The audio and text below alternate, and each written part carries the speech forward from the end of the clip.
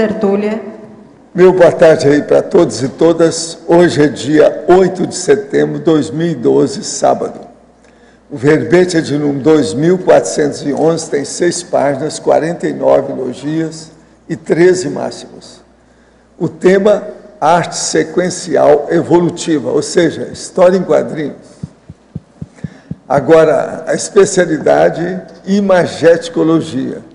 Quem redigiu o verbete com muita classe, que é doutor no assunto, é o professor Pedro Marcelino, que está ali, e não tem ninguém. Você não vai ficar perto dele aí para assessorá-lo? Como é que é? Não vai chegar. Vai chegar a gente. Então tá bom. Cuidado com ele, que ele domina o assunto, hein? Estou avisando aí para vocês. Aqueles que não entenderem bem de comics, banda dessinée, história em quadrinho, cuidado. Agora, definição. A arte sequencial evolutiva é o tipo de linguagem gráfica ou audiovisual caracterizada pela predominância do signo imagético e a exposição concatenada dos fatos, visando a narração de histórias transmissoras de conceitos, teorias e informações relevantes para o contexto da evolução. As gestões gráficas, a formação de identidade, a alfabetização imagética, a leitura da imagem, a crítica imagética, a autocrítica imagética, a narrativa visual, o paradigma do roteiro, o personagem, o diálogo, o enredo, a cor, a textura, os volumes, a perspectiva, a iluminação, o figurino específico, as transformações dos ideogramas, a cenografia otimizada, os recursos gráficos, a memória visual, a observação, o detalhismo, a associação de ideias, a criatividade cosmoética, a literatura imagética esclarecedora, a semiótica da arte sequencial. E por aí vai. Está muito bem escrito aqui o material dele. O homem é mais do que um artista, ele é um pesquisador. Agora, na argumentologia, nós temos aí justamente a argumentologia. Sob a ótica da mental somatologia, na ordem funcional, eis 8 argumentos úteis para o pesquisador refletir sobre a própria compreensão quanto à arte sequencial evolutiva. São 8 itens que eu recomendo que as pessoas leiam. Agora, aqui tem um tópico que eu vou ler ele inteiro, só para uma notícia para vocês. Curiosiologia. Em 14 de junho de 2008, ocorreu terremoto de magnitude 7,2 na escala Richter, ao norte de Tóquio. Tal evento fora previsto mais ou menos 40 anos antes, na obra Black Jack, pelo autor Osamu Tezuka. O único erro da previsão de Tezuka foi a magnitude. Ele previra 7,5 e o terremoto foi de 7,2. Agora é o caso de perguntar, pode ser que a máquina estivesse errada. Às vezes ele estava certo também dessa. Essa é terrível, né? Agora veja, através da história em quadrinho, ele previu tudo. Agora aqui, tem também o tópico da taxologia, 2 categorias de arte sequencial, respectivas manifestações da linguagem, a audiovisual e a gráfica. Agora, na remissiologia, de 10 itens, nós destacamos 5. Autenticidade consciencial, comunicação não verbal, consciência gráfica, criatividade evolutiva e efeito intermissivo. Frase enfática. A arte sequencial evolutiva plasma no intrafísico o holopensene intermissivo, cosmoético, predispondo à recuperação de cons e à consecução da autoproex e da maxproex grupal. Você aproveita a leitura e ou a criação de obras de arte sequencial para promover autorreflexões, autopesquisas técnicas e evolutivas no próprio micro-universo consciencial? Já desenvolveu metodologias e parametodologias para alcançar esse objetivo? Na bibliografia específica, eu chamo a atenção que tem 14 fontes bibliográficas. Na webgrafia tem uma fonte. Agora aqui a mega análise do João Paulo, que tem ao todo 20 itens. Sequência, técnica, quadrinhos, linguagem, animação. Expressão, ilustração, inspiração, intermissão, grafo, pensenidade. Morfopensenidade, criatividade, grafema, ideograma, pictograma. Imageticologia, imagisticologia, comunicologia, conformatologia e mentalsomatologia. Agora, nós temos aí o verbete do dicionário, que hoje é sobre transpersonologia. O argumento é omniassistenciológico. Eu chamo a atenção para a pessoa ver a premissa que nós estamos mostrando aqui, 25 tipos de abordagem de aspectos transpersonológicos, que vale a pena a pessoa ver. Inclusive, de manhã, se perguntaram alguma coisa sobre isso, eu li alguma coisa aqui, mas aqui é muito mais, são 25 itens que tem aí. Agora aqui, questionamento. Professor, poderia estar consciente, mas prestando assistencialidade, pois vem acompanhando a conscienciologia há algum tempo? Sim, essas coisas podem acontecer. O problema da assistência com o problema da consciência varia muito de pessoa para pessoa. É bom você anotar a sua experiência para ver o que tem de útil e de correto. Professor, se sermos líderes nesse curso pré-intermissivo, se seremos líderes nesse curso pré-intermissivo, quem serão os liderados nesse grupo assistencial? As pessoas que você vai assistir. Gente que você deixou para trás dentro da evolução. Você evoluiu e deixou o povo para trás. Então agora você tem que voltar a Penates. É isso aí. Você vai encontrar gente em situação pior do que você. E outra coisa, não adianta ir com dinheiro nem nada, levar arroz e feijão, que não resolve, não. O negócio é mais sério. Tenho em mim bem aguçadas várias habilidades necessárias a psicólogos, inclusive no que envolve parapsiquismo. Facilmente faço psicometrias. Estou na faculdade em um curso onde minha meta principal é ter boa base financeira, mas ele não é anticosmoético. Depois quero fazer algo mais assistencial em minhas características. Fica a dúvida, seria realmente válido fazer curso de psicologia, tendo em vista que o método científico utilizado em geral não considera a multidimensionalidade? Seria bom, sim, você fazer psicologia, que você pode atender os outros, mesmo que seja sem exibir demais o seu parapsiquismo, mas você pode ajudar com o parapsiquismo. Isso faz parte do serviço, depende da sua profissão. Vá em frente com a psicologia, olhe o vestibular. O que o senhor acha da filosofia? E o que acha daqueles que estudam filosofia? Não, a filosofia ajuda. Agora, a maioria ainda é muito pobre porque o processo é muito teórico.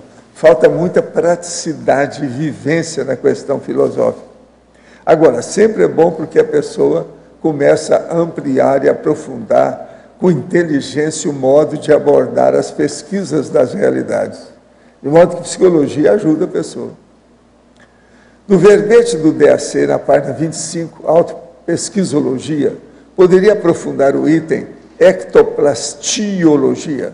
Qual a diferença entre o termo ectoplasmologia, que o senhor tem usado na enciclopédia, e ectoplastiologia? No caso, o estudo da consciência ectoplasta se enquadra melhor dentro de qual especialidade? Olha, o problema todo é o seguinte, ectoplasmologia, eu estudo ectoplasma de modo geral. Ectoplastiologia, nós estamos chamando atenção mais para o ectoplasta. Aquele, por exemplo, que tem energia em grande quantidade e em grande volume, que se manifesta com muita força, com muita potencialidade, e às vezes ele não sabe ainda mexer com aquilo. Então esse é o sensitivo ectoplasta. Esse é o da ectoplastiologia que nós estamos chamando.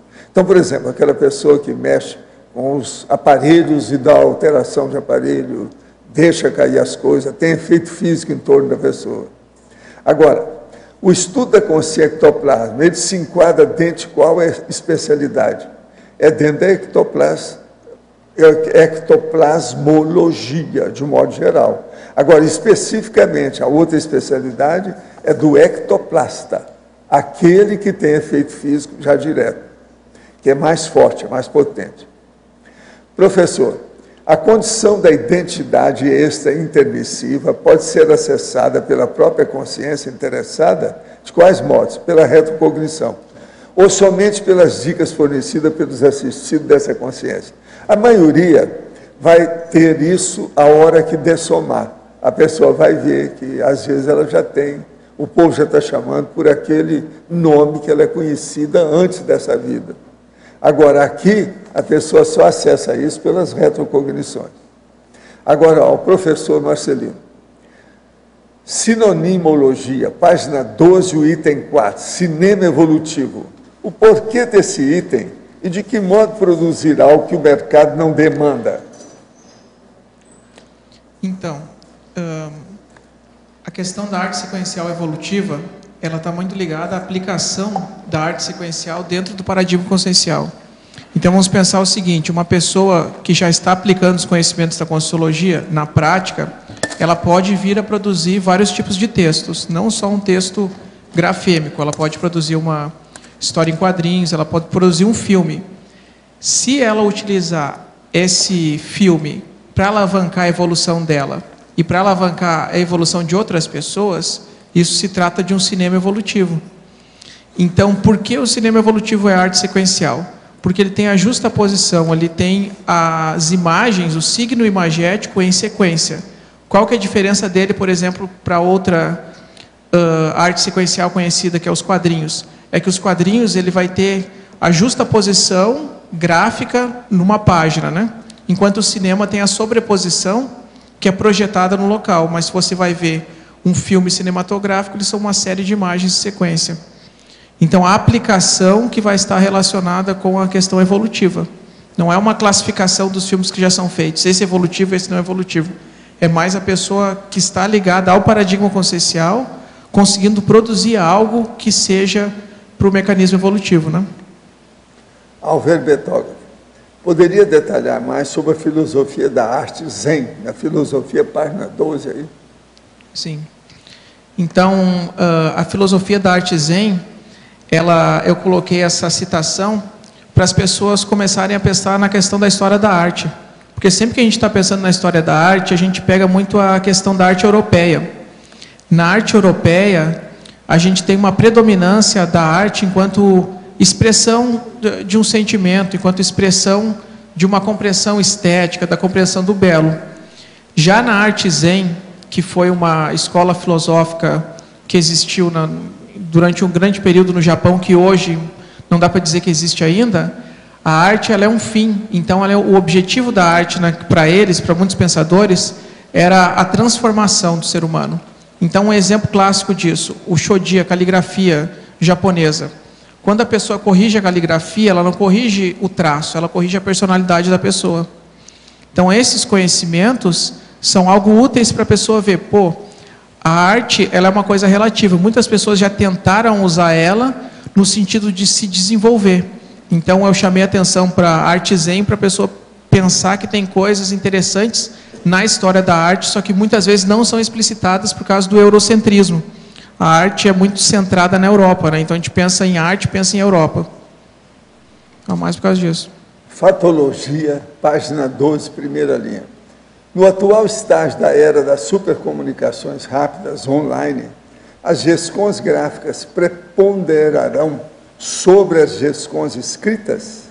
E na terceira linha de baixo para cima, quais as escolas de MacLeod? Então, a questão da GESCON gráfica. Eu acho que eu penso que o texto grafêmico, que é o que a gente utiliza impresso no papel, ele vai sempre existir, é uma necessidade do ser humano. É totalmente diferente você ter algo impresso que você consegue pegar e algo virtual. São coisas diferentes. Porém, a coexistência disso, de uma maneira que as pessoas consigam aproveitar melhor os dois, ela tende a aumentar. Hoje em dia existem ainda pessoas que não são acostumadas ao texto virtual, ao que está sendo transmitido, por exemplo, por um filme. Tem pessoas que não conseguem ver um filme e conseguir interpretar aqueles signos, porque é uma coisa muito moderna para elas. Então acontece que o quê? A tendência é que as pessoas consigam ter essa flexibilidade de ler vários tipos de textos. Então, no futuro, a holografia é uma questão que não está tão longe. No futuro, as pessoas vão poder acessar um holograma pré-formatado com uma informação que passaram para ela e que aquilo ali pode ser interagido. Elas vão poder acessar uma história em quadrinhos virtual, um filme projetado e um texto impresso como esse aqui. Então, a tendência é que o ser humano consiga conviver cada vez mais e aproveitar melhor cada um desses, né? Parafatologia, página 13, quarta e quinta linhas. Como podemos acessar as retrocognições a partir da arte sequencial e as inspirações dos amparadores em arte sequencial? Então, a técnica que eu uso para as retrocognições é não ter expectativa, é não querer ter retrocognições. Qual o sentido disso? É que tem muitas coisas que a gente deseja ter de retrocognição, que é desejo, que a gente gostaria de ser um grande artista, ou a gente gostaria de ter sido uma pessoa importante na história. Só que esse desejo de ter uma retrocognição para conseguir fomentar ou para conseguir estimular o ego, não é uma coisa que vai ser evolutiva. Então, se a pessoa tiver alguma coisa importante para descobrir num filme, para descobrir numa história em quadrinhos, a leitura constante daquilo e a predisposição no sentido de paradigma, a pessoa tem uma predisposição para pensar nessa possibilidade de pluriexistencialidade, vai favorecer a retrocognição. Só que a retrocognição, nesse contexto, é um evento parapsíquico. Anímico no sentido de que pode ser feita a partir da predisposição, mas parapsíquico porque depende de um mecanismo assistencial que está fora do controle da pessoa, né? Então, mais a predisposição mesmo e a leitura de obras, né? Eu quero dizer para vocês aqui que o Jornal da Aracê acabou de sair. Se alguém quiser ver, tem aqui número. Concluído o cadastramento de livros da Holoteca de Aracê. Ele já tem muito livro lá. É muita coisa. A holoteca está ficando boa. Isso é na Aracê, no Espírito Santo. Autores capixabas doam livro para a holoteca. Linha do Tempo da Consciência ou Metrologia, envolvendo a turma lá da Aracê.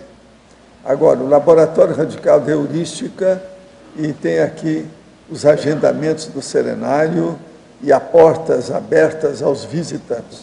Vale a pena ver isso aí. Outra coisa que eu queria dizer para vocês, hoje nós estamos completando 173 neoverbetólogos, comigo 174. O total que a turma já fez até agora são 432 verbetes da turma aí, fora os meus. De modo que nós estamos caminhando aí para os 500, vocês ficam firmes.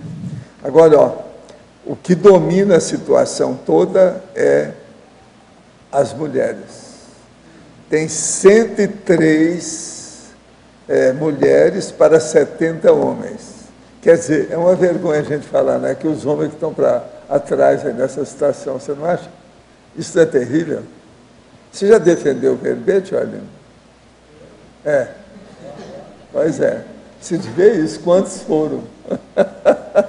Agora preciso saber todos esses homens que falam muito aí, se já defenderam o verbete. Agora, não é impressionante a gente pensar nisso? O número de verbete das mulheres são 260. O número de verbete dos homens, 172. A diferença é enorme. Negócio para a gente pensar. Agora, ó, eu entrego o professor Pedro Marcelino a você. Pedro, em primeiro lugar, parabéns pelo verbete, ele está muito rico. E eu fiquei com uma curiosidade aqui na parafatologia, na página 13, você coloca lá na primeira linha, as paravisitações extraplanetárias inspiradoras. Você pode comentar mais? Sim. Obrigado, Rafael, pela parabenização. Então, as paravisitações extraplanetárias inspiradoras.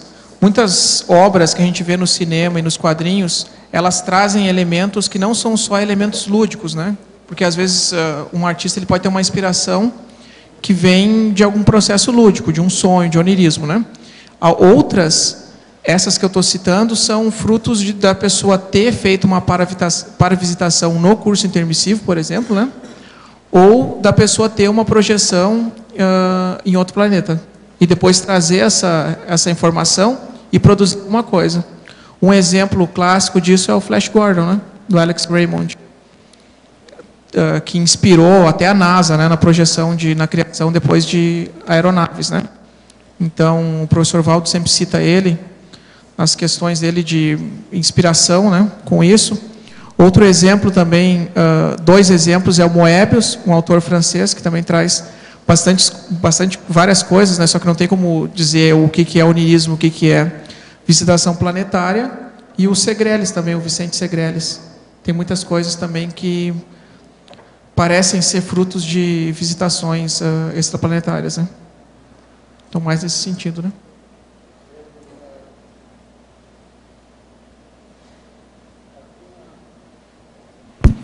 Aqui na página 13, trinomiologia, é o trinômio ícone, índice, símbolo.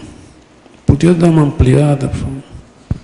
Então, esse trinômio eu coloquei para elucidar a questão da semiótica, né? Então, esse trinômio ícone, índice, símbolo é a relação do signo.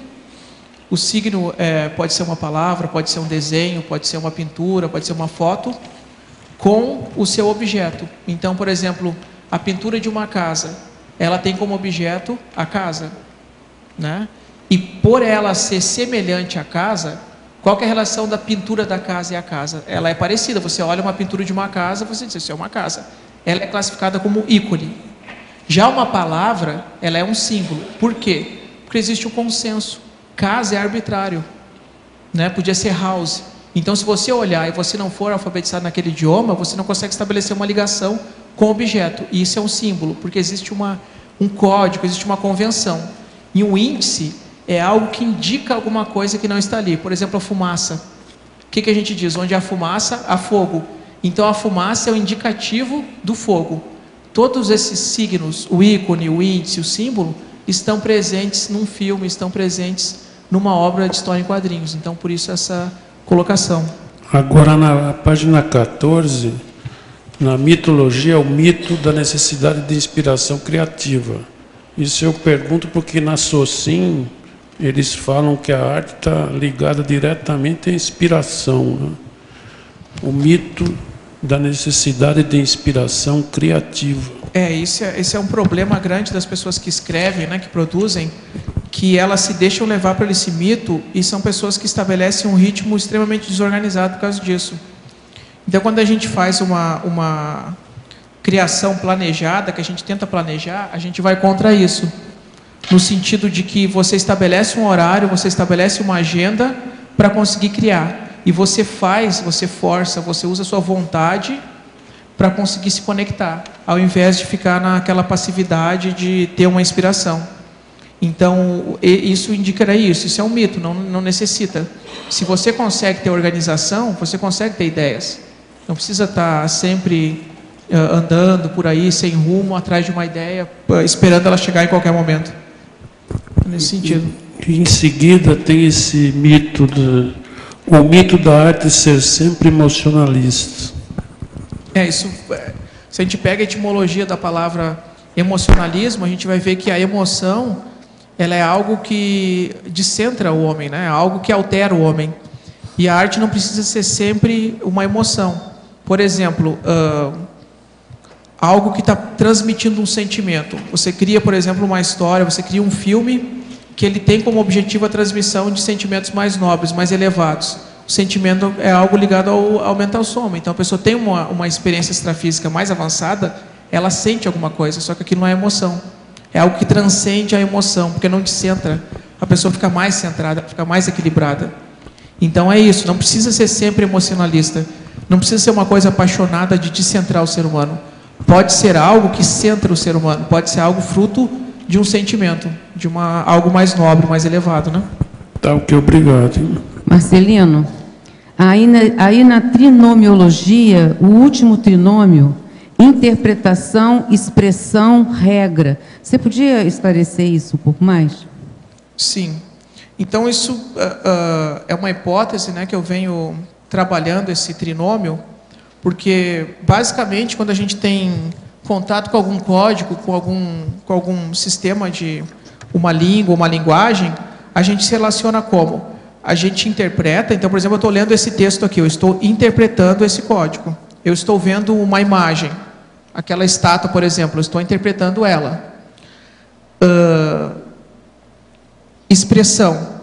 Vamos supor que eu queira produzir um texto deles. Eu vou ter que expressar através desse código, dessa regra. Vamos supor que eu queira me expressar através daquela estátua, criar uma estátua que nem aquela ali. Eu vou ter que estar criando, estar me expressando por meio daquele código, que tem limitações. O que eu consigo com uma estátua não é a mesma coisa que eu consigo com um texto. Mas ambos são linguagens e são expressões. E a regra, para tudo vai ter uma regra. Para eu criar uma estátua, eu vou ter que ter uma regra. Ela tem proporção, ela tem profundidade, ela tem volume. Se eu não conseguir usar essa regra, vai ficar algo que a pessoa não consegue entender, não vai ficar crível. O texto grafêmico, ele tem uma regra. Se eu não conseguir utilizar essa regra, ele vai ficar incompreensível. Então tem a ortografia, tem a sintaxe, tem várias regras para a gente conseguir produzir um texto inteligível. Então, em todas as linguagens, pelo menos é uma hipótese que eu tenho, a gente vai ter uma relação de tentar entender a regra daquele sistema para se expressar, para escrever algo e sempre estar interpretando alguma coisa. Então, eu interpreto alguma coisa, eu faço uma leitura. É certo. mais nesse sentido. E seria nessa mesma ordem ou essa ordem é aleatória? Essa ordem... Então, depende da faixa etária também, depende de quanto que a pessoa adquire aquela linguagem. Vamos supor, uma criança, enfim, ela vai adquirir a linguagem, ela vai começar a falar e escrever de uma maneira diferente de um adulto que está aprendendo idioma estrangeiro e de uma pessoa que está aprendendo, por exemplo, a desenhar. Então, a ordem, elas estão sempre relacionadas. Uma criança percebe a regra quando ela está falando, por isso que ela fica testando, né? Ela fica testando, até dizer, não, é assim. Aí ela consegue falar alguma coisa. A conjugação verbal é exemplo disso, né? A necessidade de expressão pode buscar a regra e buscar a interpretação. Sim. Então, a ordem é aleatória, no caso. Ela, na verdade, é um sistema, né? Ok. Então, seria difícil de estruturar numa hierarquia, né? De 1, 2, 3. É um sistema. Por isso que eu coloquei nessa ordem. Obrigada, Marcelino. De nada. Desculpa. Tá alto. Tá alto aqui. Parabéns pelo verbete, está muito completo, viu? Está muito bacana. Lendo o seu verbete, a gente percebe, né, que você faz várias vezes esse paralelo pensamento artístico, pensamento científico, né? Sim. Em vários momentos aqui. E especificamente aqui na página 13, na seção detalhismo, na sinergismologia, o sinergismo pensamento artístico, pensamento científico.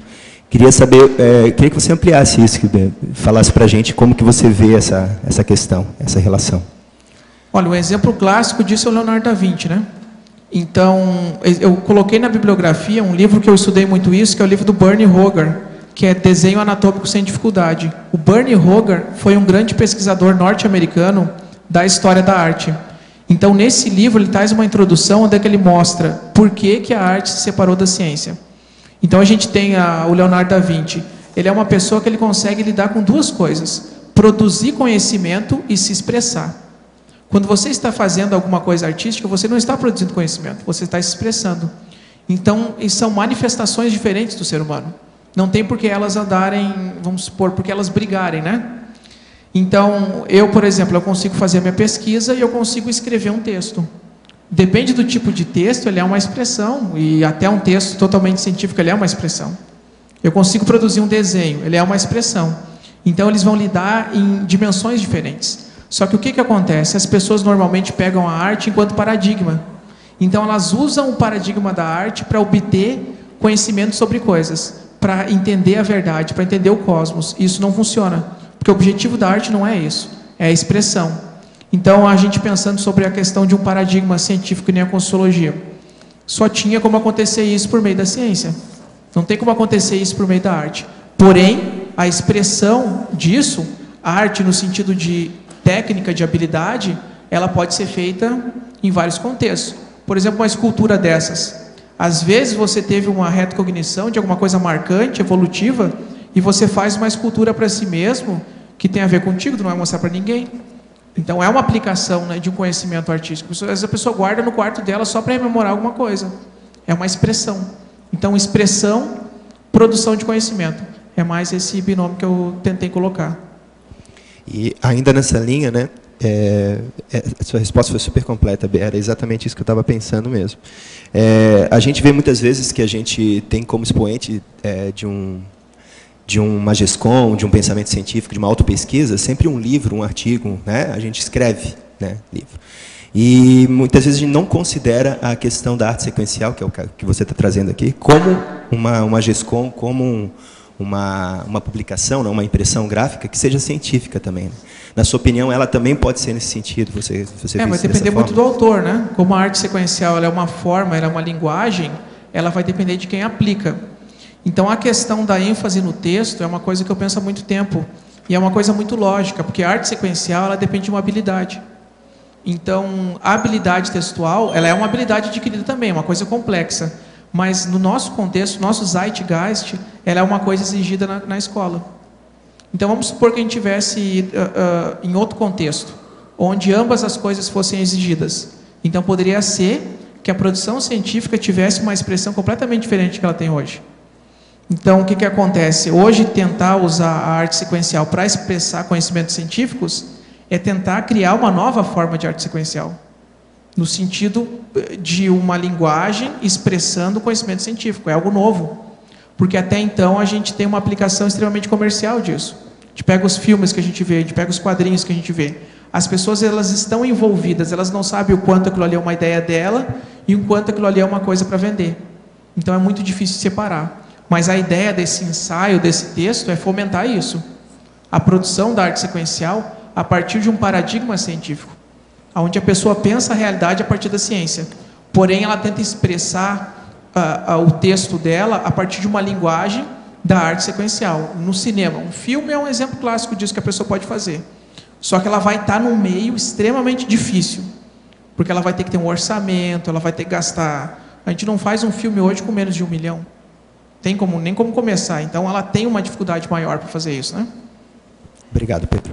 Ô, Marcelino, eu aqui de novo, olha, na sindromologia, será que você podia falar para mim um pouquinho sobre a síndrome, a superação da síndrome do artista? Na página 14. Sim. Essa superação da síndrome do artista, ela está relacionada com aquele comportamento, com aquela série de comportamentos que a gente vê em artistas extremamente desequilibrados, né? Então, quando a gente está lidando com um perfil artístico, assim como quando a gente está lidando com um perfil, por exemplo, organizador ou perfil científico, a gente sabe que tem trafares associados. Então, a pessoa vai ter uma predisposição para ser criativa, mas ela vai ter uma predisposição também para ser uma pessoa voada, para ser uma pessoa desorganizada. É natural daquele temperamento. Então, superar a síndrome do artista é uma coisa mais... quando algo está mais patológico. Então, quando a pessoa já está envolvida naquele meio e aquilo ali está acabando com a vida dela. Um exemplo são essas pessoas que vivem da arte, que são famosas, músicos, cantores, que estão num contexto extremamente complicado. Então, como que a pessoa vai conseguir superar isso? Essa que é a questão. Para ela conseguir produzir uma arte sequencial evolutiva, ela vai ter que superar isso. Eu penso até no meu caso. O meu primeiro envolvimento maior de pesquisa foi com a filosofia. Eu comecei a me envolver mais seriamente com os quadrinhos e a arte sequencial, levar isso a sério no sentido de pesquisa, depois que eu conheci o professor Valdo. Então, eu pensava mais sobre filosofia e não estava tão apaixonado pela arte. Eu não tinha esse comportamento tão emocionalista. Aí eu consegui enxergar a arte enquanto expressão, enquanto linguagem. Então, às vezes, a pessoa que está muito envolvida naquilo para aparecer, para obter sucesso, para sentir a estrela melhor que os outros, ela vai ter que superar isso, para conseguir usar isso de uma maneira evolutiva. Ok, obrigada, Marcelino. Marcelino, aqui no crescendo, você poderia aprofundar como que você vê esse crescendo, a filosofia da arte para a holofilosofia? É o segundo crescendo. Então, Marcelo, essa relação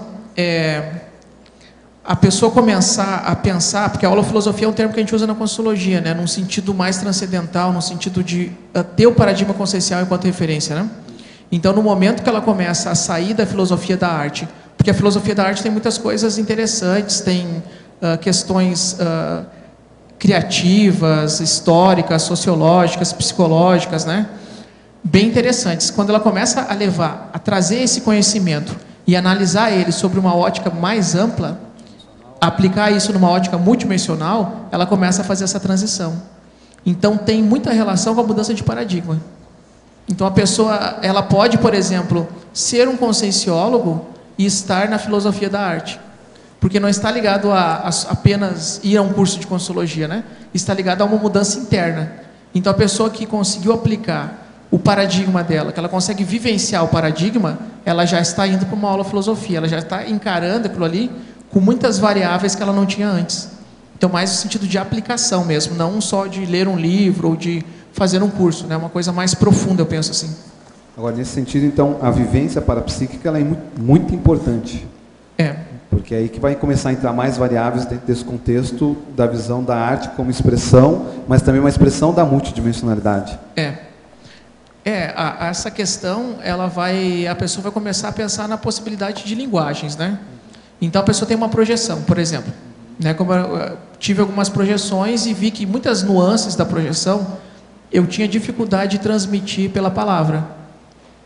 Como o desenho é uma habilidade para mim que é rápida de transmitir, eu produzia pelo desenho. E eu consigo trazer nuances que eu vou lembrar muito tempo através do desenho. Então, para a pessoa começar a ir para a holofilosofia, ela precisa dessa aplicação, ela precisa desse experimento parapsíquico, né? Que seria uma expansão, né? Eu vejo o experimento parapsíquico como uma expansão, dela enxergar todas essas nuances, né? Agora, não sei se você concorda com isso, aí entra também a questão da reflexão. Porque então você traduz através do desenho, mas depois você vai refletir sobre aquilo, a mensagem, o conteúdo da experiência em si. Eu acho que isso que tu perguntou é extremamente interessante, Marcelo. Porque não basta só fazer um desenho, produzir um desenho. Tem que pensar por que eu estou produzindo esse desenho, para que eu estou produzindo esse desenho. Então tem a ver com a intenção. O sentido ali que eu coloquei a arte zen no início é para tirar só um pensamento. A arte como fim. A arte como fim no sentido de linguagem. Então a pessoa não está usando aquilo ali para se promover, né? Então eu tenho uma projeção. Eu uso aquela projeção para eu refletir. Eu uso aquela projeção para a minha autopesquisa, para a minha evolução. Esse é o fim dela. A linguagem termina ali. Eu não estou fazendo com uma intenção de um ganho secundário, que é algo extremamente comum para o perfil artístico, né? Então é quando a pessoa usa associada à reflexão, associada a uma parametodologia, algo que está mais ligado a esse conhecimento mais amplo da realidade. Professor Valdo, aqui no verbete, Marcelo, no verbete do dicionário, no item premissa, o senhor poderia falar sobre esse primeiro item? Arquirrompimentologia? O problema todo é o seguinte: rompimento é a hora que você faz uma reciclagem efetiva. Agora, por exemplo, no estudo desses rompimentos maiores, é a hora que você devassa o seu processo evolutivo. O que nós estamos falando aí sobre a pré-intermissiologia está dentro dessa condição do arquirrompimentologia. Você entendeu, né? É a hora que você devassa a situação. E aquilo vai criar um novo patamar na sua evolução. É a reciclagem big, grande, maior, mais ampla, mais profunda. Entende? Valdo, aqui também no dicionário, na conclusão, compensaciologia, você coloca ali a questão da identidade civil ultrapassando a identidade extra. Podia comentar a respeito? O caso todo é o seguinte: a identidade civil que a gente tem aqui, você precisa dela na vida humana. Você é a cidadã, como eu sou o cidadão.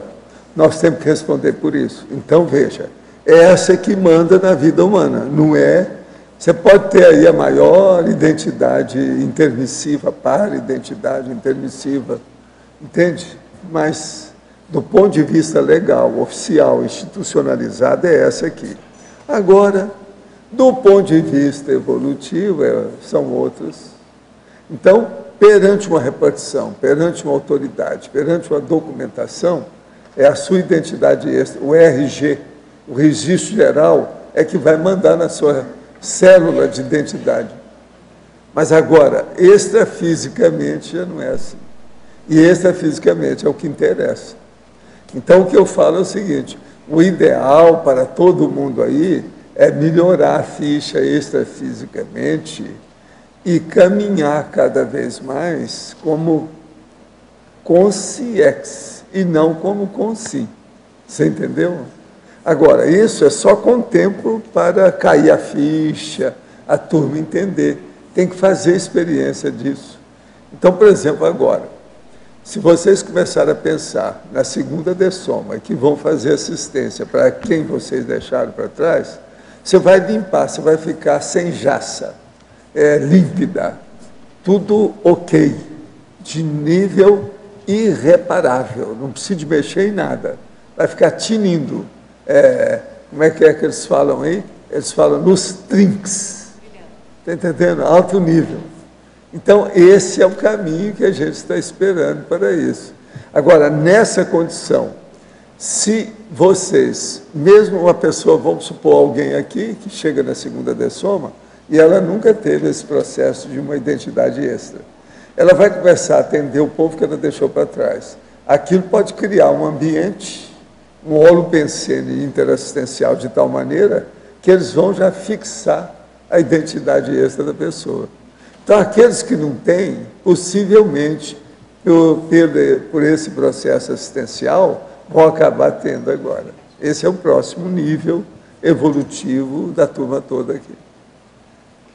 Tinha mais um item, ali na listagem, o item 25, transparecerebrologia. Transparecerebrologia. Aí é a hora que você já começa a raciocinar, já prevendo o que pode acontecer com os seus processos, em matéria de contato com as outras pessoas, a evolução que você tem, fenômenos que você vai enfrentar, a interassistencialidade necessária. Então, já transcende isso de você pensar como uma pessoa aqui, com o seu paracérebro máximo daquilo que você recuperou. Agora, nesse processo aqui do paracérebro, o que interessa mais é você pensar no paracérebro como consciência. Por quê? Aí você tem a recuperação dos cons magnos, aqueles que são os megacons. Então, o seu nível de lucidez é maior. Então, vamos supor, a nossa paracerebrologia aqui é fraquinha. Agora, do ponto de vista, se nós recuperamos os cons extrafisicamente, o nosso paracérebro é mais forte. Então, essa é aquilo que passa o nosso aqui. Agora, isso é o ideal para todo mundo. Né?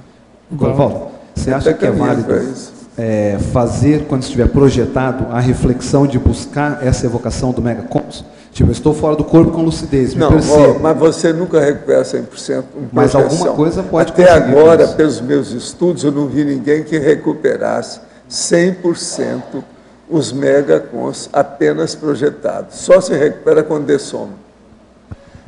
Para mim, o problema que impede isso são os reflexos do corpo e as energias do próprio corpo, a parte animal nossa. Isso bloqueia, você está entendendo, as retenções, o problema de lembrar, a relembrança, cria problema mnemônico. Então, o paracérebro não funciona bem. É porque eu agora, coloquei isso como a superconsciência, vamos dizer aí, a consciência maior, o fenômeno da consciência cósmica, ajuda, mas aquilo não fixa. Aquilo funciona como se fosse um problema de extrapolacionismo fugaz. É uma coisa que veio e sumiu. É uma estrela cadente que passou, mas não resolveu nada. Agora, o que fixa e demora mais durante o período que a pessoa está, é quando ela passa para a segunda dessoma com lucidez. Agora, olha a lógica. Valdo, isso é dentro próprio da nossa limitação de neurofisiologia, né? Porque o problema do corpo humano, né? não é fácil, né? Você vê que não é fácil. Valdo, tem que estudar. Quando você... essa da conclusão que você tinha explicado antes, isso aí não é a mesma coisa que você já falou antes, que quando o Zéfiro ultrapassa... Aliás, o Valdo ultrapassa o Zéfiro, quer dizer, é a mesma coisa que você está querendo dizer. Não, olha aqui, vamos analisar o negócio com calma. Compensaciologia.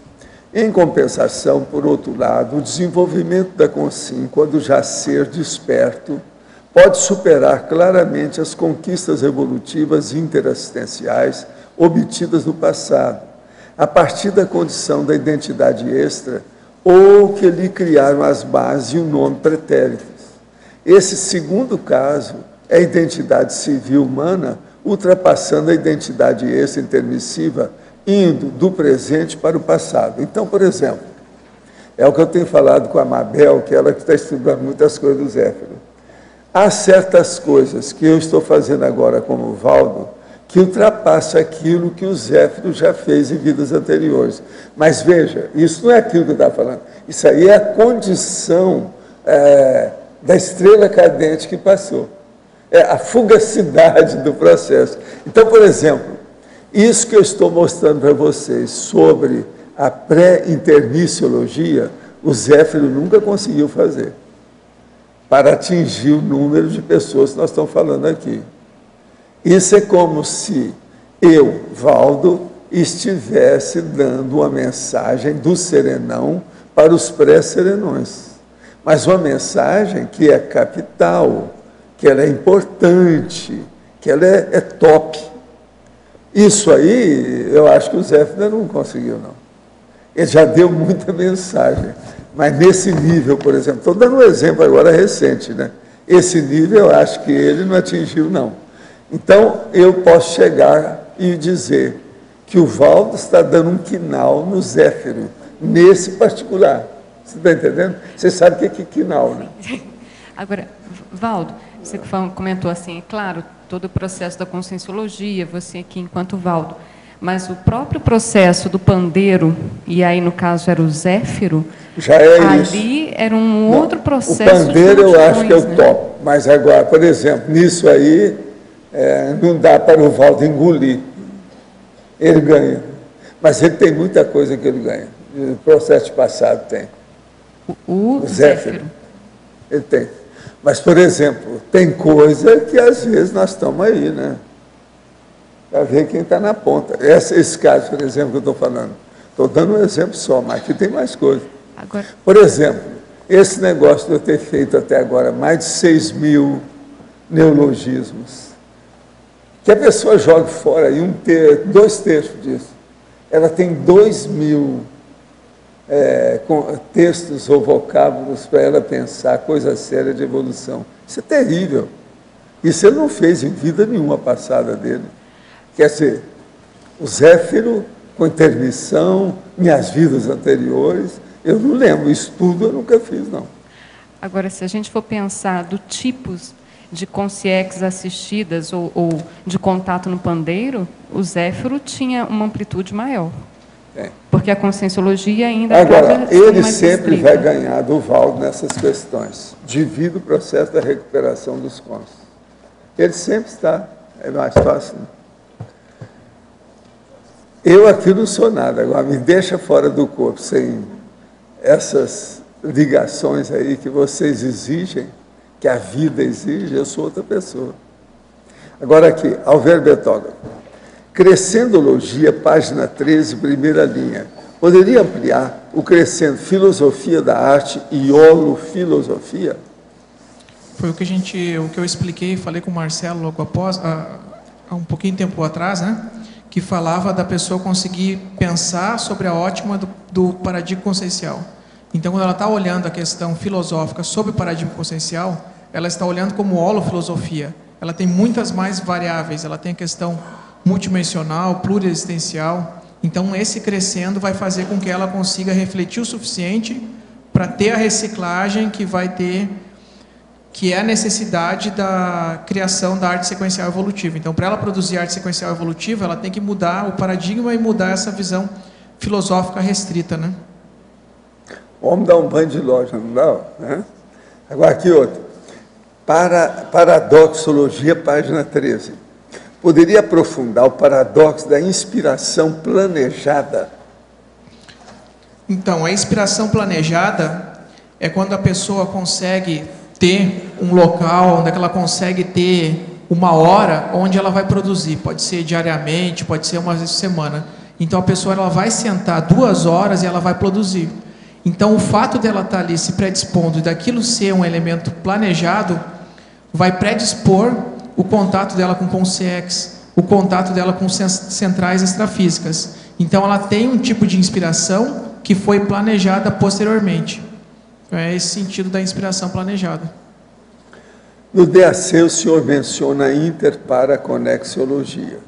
Se a condição da transpersonologia, através da autovivência lúcida da identidade extra e sua superação pela identidade civil, é inevitável a todo pré-serenão, então não é possível falar em transevoluciologia.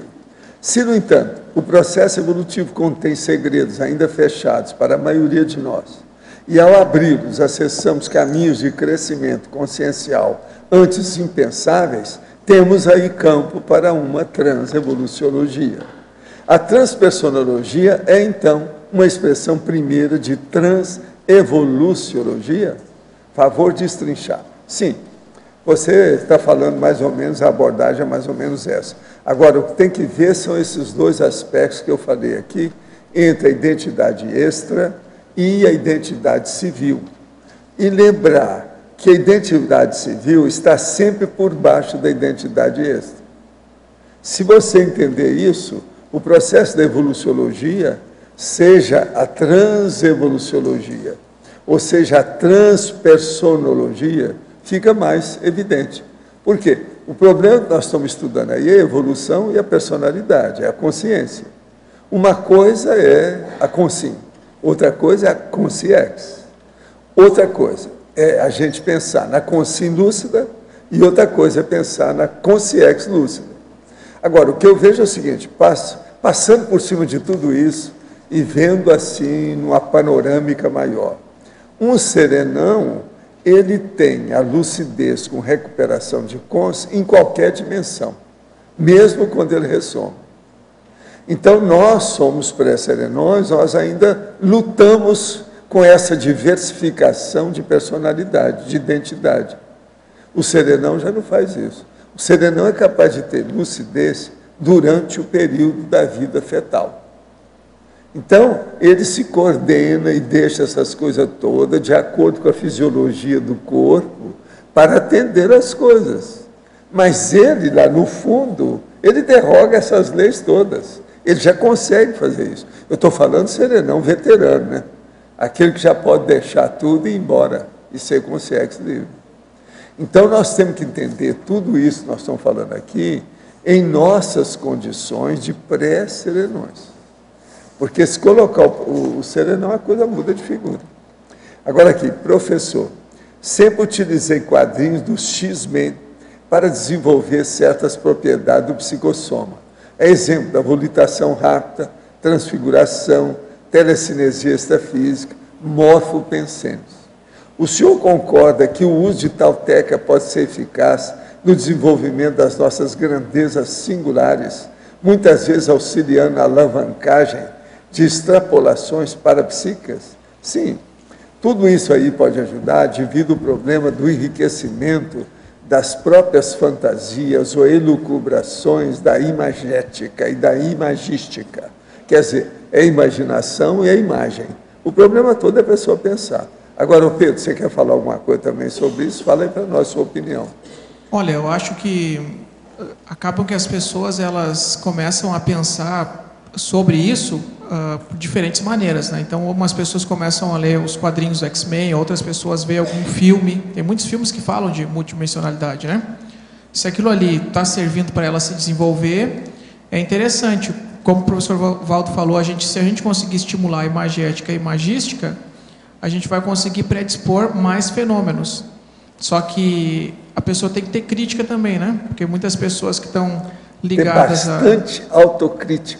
bastante autocrítica, né? Para conseguir lidar com isso. Porque muitas pessoas que estão ligadas à leitura desses exemplares, elas são muito fanáticas, né? Então, isso tem muita relação com outra coisa, tem fantasia, muita paixão. Aquilo, então, fica só na emoção do psicossoma, não tem discernimento do mental soma, sim, é o que a gente vive falando. Então, é o problema do referencial, né? Então, a pessoa buscar outras literaturas. Então, ok, ela já saiu fora do corpo, ela sabe que consegue sair fora do corpo. Busque literaturas mais técnicas, que isso vai trazer esse discernimento, vai trazer esse aspecto para a tua personalidade, que não vai ser conseguido com a leitura do X-Men, por exemplo. Que são níveis diferentes, são intenções diferentes. Uma intenção é entretenimento. a outra é desenvolvimento da consciência, né? A minha pergunta vai nesse sentido. Eu gostaria, tanto os dois, o professor Valdo quanto o Marcelino, me falasse qual a relação que vocês veem no tema do verbete, né, a arte sequencial evolutiva, com a prova da imagística. Fala aí para nós sua opinião. Prova da imagística. Você já fez a prova da imagística? Não. Ainda não? Está devendo. E ele deve sair muito bem lá. De todo jeito. O que eu você vejo, pensou, né? Você pode até desenhar na hora lá um objeto, para mostrar o que é. Você fica devendo, é a próxima que você deve aparecer lá, senão nós vamos te cobrar. Tá, pode deixar. Então, a relação que eu vejo, assim, pelo que eu escuto falar, né, pelo que o pessoal comenta da prova da imagística, né, é que quando a gente desenvolve essa capacidade, esse atributo imagético, a pessoa consegue fazer duas coisas. Ela consegue ler melhor imagens e consegue plasmar melhor imagens. Então, por exemplo, o meu nível de realismo da imagem que eu consigo plasmar, penso eu, é bem maior do que uma pessoa que não tem esse costume de produzir, né? Não está feita esse trabalho. Você tem razão. Isso aí é a coisa mais séria que tem. Então, fora do corpo, às vezes se tiver que plasmar alguma coisa, a pessoa que está mais relacionada com isso, que ela consegue desenhar, que ela consegue ter essa visão, ela vai conseguir produzir com mais facilidade. Os morfopensenes. Os morfopensenes. Isso é uma coisa que é extremamente útil para a evolução, que é muito... enfim, a pessoa consegue trocar de aparência, a pessoa consegue plasmar um veículo, plasmar um ambiente, sem precisar fazer muito esforço, porque aquilo ali já é natural para ela. Então, tem uma ligação com essa questão imagística e imagética, porque a pessoa começa a se tornar mais bem relacionada com esse signo imagético.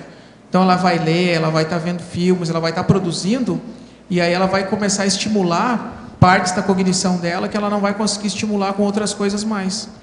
Então, às vezes, para uma pessoa que está bem relacionada, que ela consegue praticar sempre isso, criar essas coisas são coisas fáceis, são coisas simples. Já para outra pessoa, não é tanto. Então, tem muita relação com o estímulo, é o que a pessoa vai estimular na cognição dela. Quanto mais estímulo de imagística e de imagética, mais facilidade vai ser a pessoa ter depois associações. Ô Pedro, em cima dessa explicação que você deu, da pessoa começar a fazer isso ou aquilo, em termos de imagética, como é que se dá essa alfabetização imagéstica? Essa alfabetização é interessante porque complementa aquilo que o professor Valdo falou. Então, as pessoas, o pré-serenão, ele tem uma visão parcial da realidade. Ele acredita muito nas coisas como se elas fossem só aquilo ali. Então, uma pessoa, ela não questiona o que transcende ela mesma. Então, ela está contente, ela está tranquila com os 5 sentidos dela. Ela não enxerga as coisas enquanto símbolo, enquanto algo que pode existir por trás. Por quê? Porque ela acredita na imagem. Se eu mostro uma foto para as pessoas dizem, não, isso aconteceu, isso é real. Não é real. A foto não é real. O desenho não é real. Eu não sou real, no sentido que eu não consigo traduzir a minha essência. Eu sou apenas uma aparência. Assim como eu fora do corpo é a mesma coisa. Isso aqui é tão irreal no sentido de ser energia, a gente enxergar a matéria e não conseguir transcender isso, quanto algo que está fora do corpo.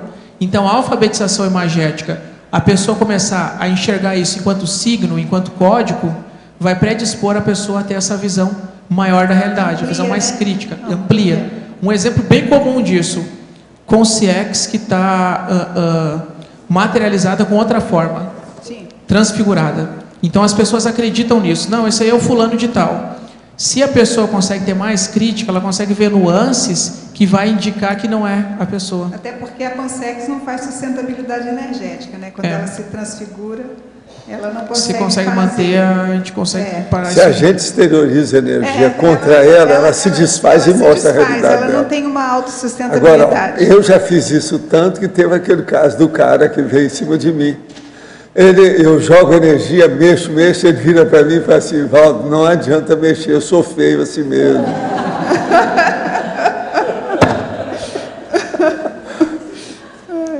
O que eu fui para nada? Eu fiquei quieto, engoli seco, coloquei a viola no saco. Ô, Pedro, parabéns, parabéns, parabéns. Excelente Obrigado. O assunto, né? Mas eu queria saber também, aqui na fatologia, na 12ª linha, os parafenômenos ilustrados. Isso tem a ver, você falou aí no princípio, sobre os filmes quando retratam os parafenômenos, né? Você está se referindo a isso, esse impacto que acontece quando você... É diferente quando você descreve e quando você ilustra um parafenômeno. Parece que tudo indica que a nossa comunicação, a maneira como a gente se comunica, ela é uma vontade, ela é uma necessidade do ser humano transmitir alguma coisa que ele viveu, né? Uhum. E existe uma grande diferença entre mostrar e dizer. Eu posso falar sobre um fenômeno, eu posso mostrar um fenômeno. Eu gostaria de poder mostrar agora um fenômeno, mas eu não consigo. Então, mostrar é alguma coisa que explicita mais, em alguns casos. Principalmente quando aquele fenômeno tem forma. Sim. Então, se você teve, por exemplo, uma projeção de mental soma, uma cosmoconsciência, isso não está ligado a uma forma. Então, às vezes, a explicação, falar sobre, vai ser mais didático do que mostrar. Se você teve uma saída fora do corpo, se você foi para outro planeta, mostrar vai ser mais didático, vai ser mais ilustrativo do que falar sobre, porque transcende a tua realidade. Transcende. De arquitetura, de ser humano, de tudo, de vegetação, vai transcender tudo. Esse ponto aqui, sobre esses parafenômenos ilustrados, me fez lembrar, na época que começou a aparecer esses filmes que falam sobre a vida extrafísica, Ghost, né? Além da Vida, O Amor Além da Vida, todos esses filmes, que quando você ia se referir a alguma coisa, as pessoas diziam assim, igual no filme. Elas usavam o filme, as pessoas que não têm uma informação, elas usam o filme para dizer, para identificar o que você está narrando para ela, o que você está informando. E o filme dá credibilidade, porque as pessoas o filme acreditam dá credibilidade, na imagem. Então, ela diz, o filme é imagem, é fotografia, logo ele é real. Então, aconteceu no filme, acontece. As pessoas associam a fotografia à verdade. Fica mais fácil delas inteligirem as coisas. Então, tá bom. Parabéns. Muito obrigada. Pedro. Tudo bem. Aqui na numerologia, você pode comentar os 2 primeiros itens? Arte sequencial intermissiva e arte sequencial proexológica? Isso.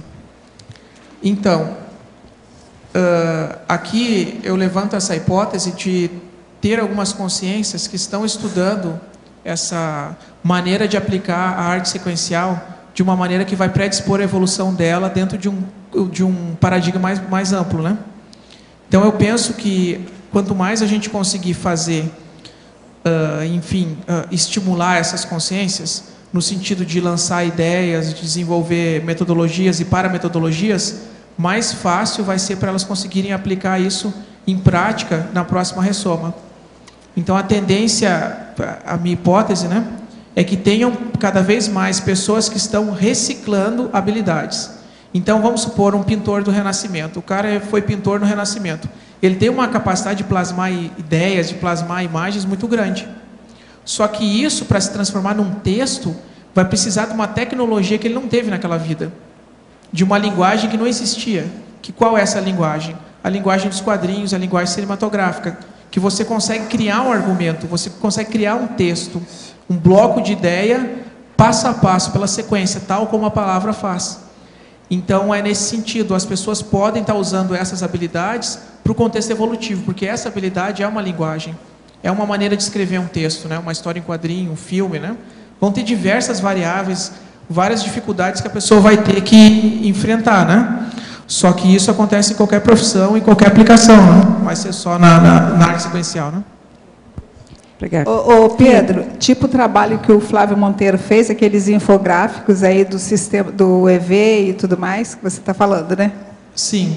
O trabalho dele não é classificado como arte sequencial, porque ele cria imagens únicas, estáticas. Né? Então, dentro de uma classificação científica, seriam ilustrações, os infográficos, né? Eles seriam os infográficos são maravilhosos, uma subcategoria, né? da trabalho ilustração. Excelente. E nesse contexto, algo evolutivo. Porque ele está transmitindo conteúdos evolutivos através de imagens, textos, né? Então, o exemplo dele é bem isso Ele mesmo. fez um trabalho uma vez que eu acho que está nas mãos do professor Valdo, aquele trabalho que o Flávio fez do extrafísico ali do holociclo. Eu acho que está na sua mão, né? Maravilhoso o trabalho. Pedro. Professor Valdo. Pedro. Aqui. Eu queria falar um pouquinho sobre essa parametodologia, né? Me parece que você está buscando um salto epistemológico para enxergar a arte sequencial enquanto uma forma de linguagem gráfica, que ela pode ser com letras, isso é, grafêmicas ou não, porém que vai passar todo um contexto também através de imagens. Só que quando um grupo tem contato daquele código grafêmico de letra, essa palavra também é uma imagem, né? Também. E isso amplia muito essa sua definição enquanto método e enquanto epistemologia. E como eu sei que você está interessado nesse salto parametodológico, eu queria saber a sua opinião, já que a quebra de paradigma é entender isso como linguagem, e aí o conteúdo que você vai passar é uma escolha sua, então você quebra aquele paradigma do emocional, do infantil, etc. Quais as vantagens em termos de autorrevezamento, hetero-revezamento, que nós podemos ter enquanto grupo evolutivo para deixar registros através de escrita imagética? Por quê? Porque a partir do momento que também está lá todo aquele código gráfico naquelas imagens, isso é universal, em qualquer país. Aí você quebra toda a visão do poliglotismo, enfim. Por quê? Porque qualquer pessoa que tenha contato com aquilo, mesmo ela não tendo a decifração daquele código grafêmico, ela vai entender a mensagem por todo o contexto do confort dessa manifestação gráfica. Então, eu queria saber o que você anda pesquisando sobre isso. Olha, isso é extremamente interessante, né? Porque a síntese desse verbete é a questão do salto epistemológico, né? Então, a gente vai pegar uma raiz de algo que vem sendo feito há muito tempo, que é a arte, e vai transmitir isso, essa epistemologia, para um novo paradigma, que é a Conscienciologia. Só que isso vai precisar de uma série de mudanças, de reflexões.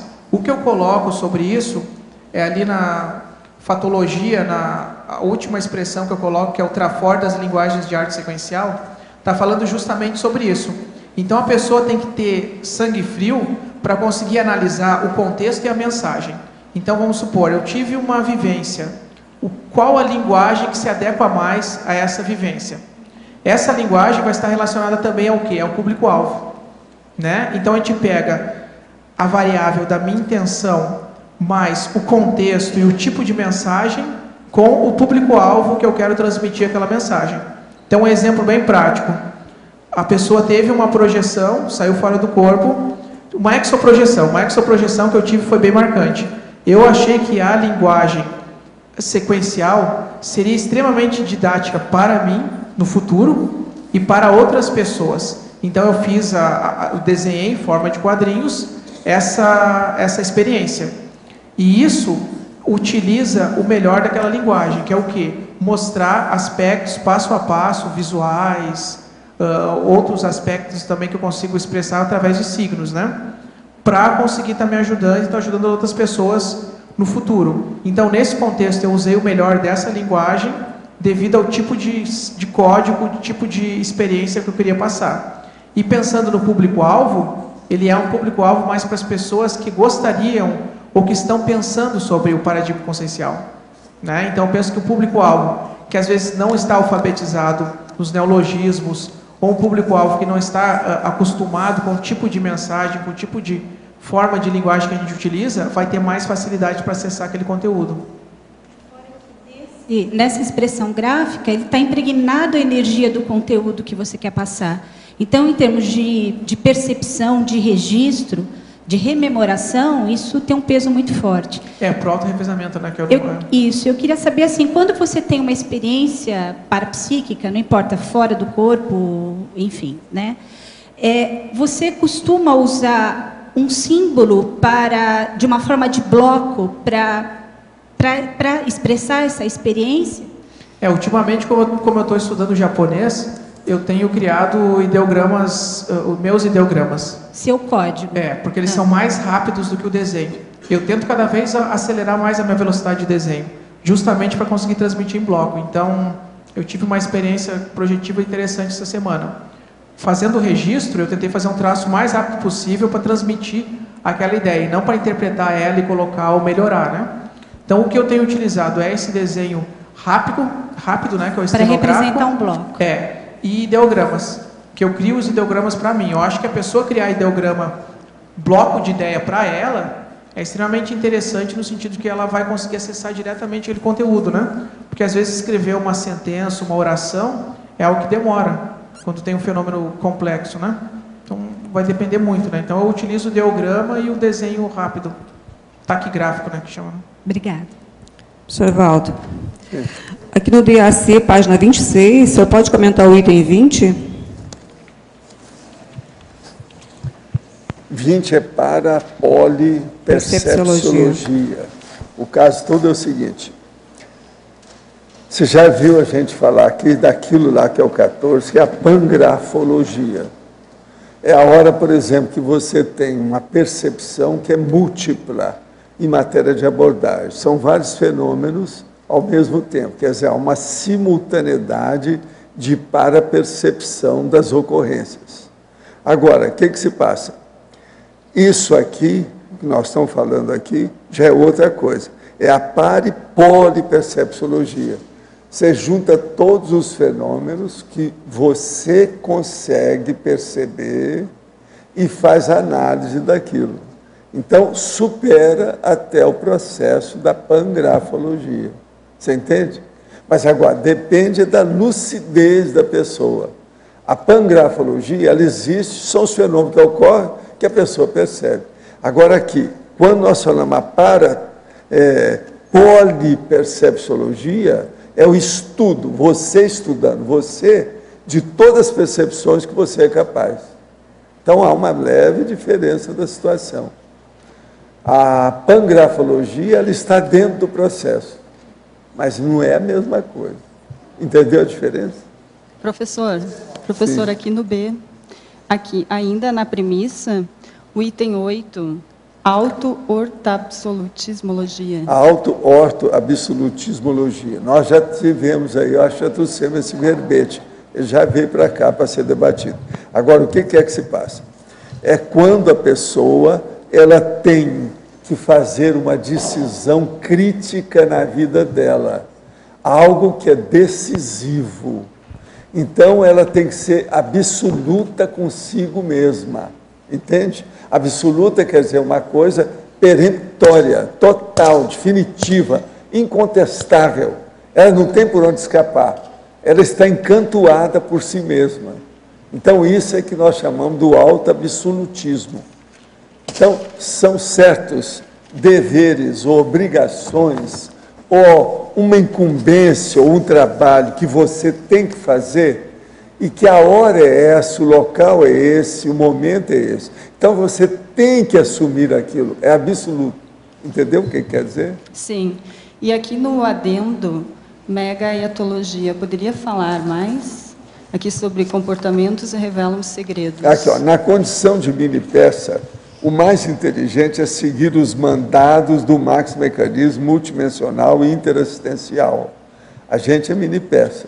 Quem fala são as consciências mais evoluídas, como nós falamos, que elas são, quando dão uma sugestão, essa sugestão é irresistível.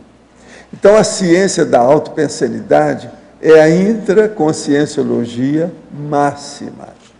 A ciência da interassistencialidade é a extraconscienciologia máxima. Quer dizer, uma coisa dentro e outra fora da sua consciência. Agora, comportamentos revelam segredos. Então, aquilo que a gente não sabe começa a aparecer tudo quando começa a atingir esse nível mais amplo do maxi-mecanismo multiassistencial, multidimensional e interassistencial. Então, nós achamos que a Terra é dirigida por esse maxi-mecanismo. Entende? É lógico que por cima, quer dizer, no top disso aí, deve ter CLs, consciências livres. Logo abaixo, serenões. E quem a gente tem mais contato são com os evoluciólogos. Isso é que forma a paraelencologia do maxi-mecanismo. Entendeu o que é?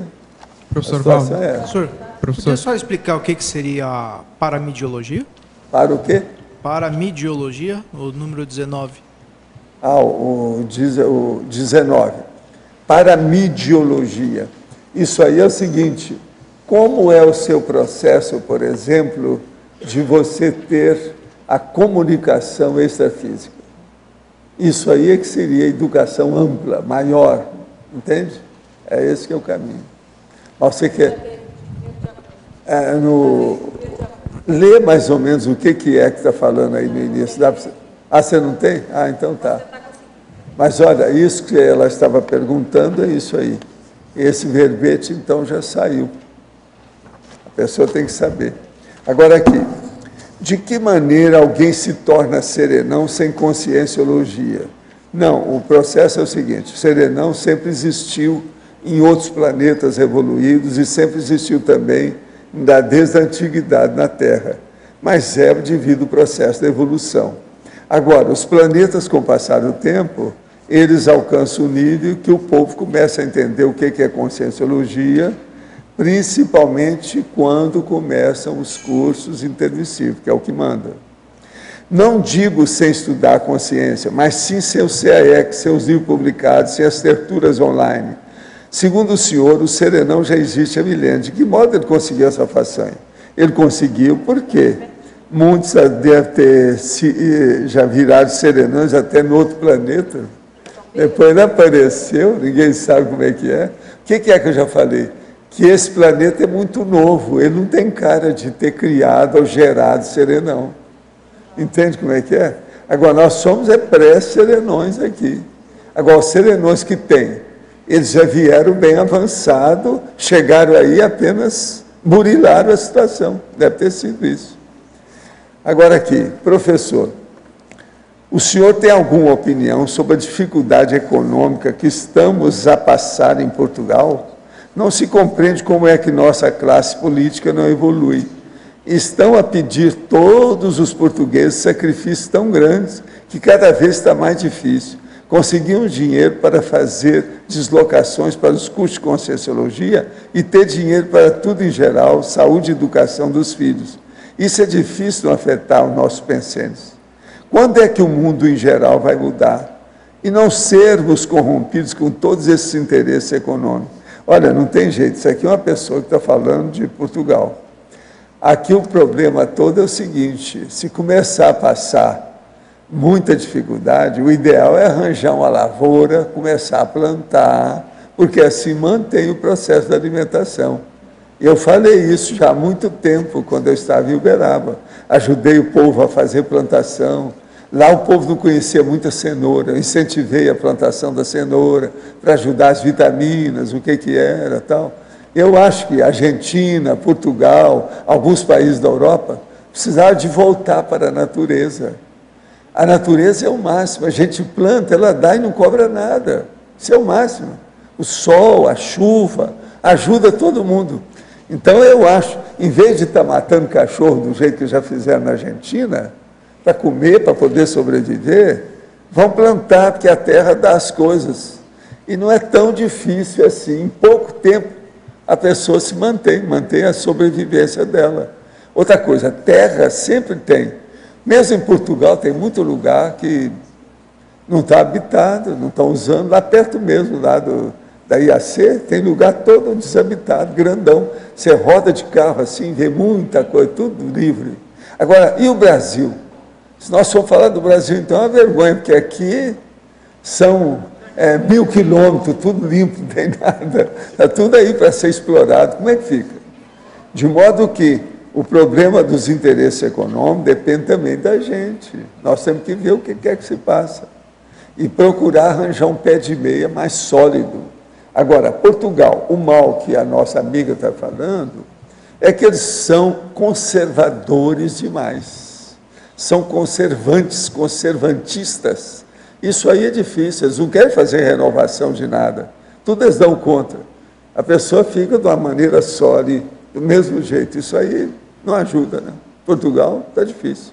Agora, vocês estão vendo, o povo já está sentindo lá o processo.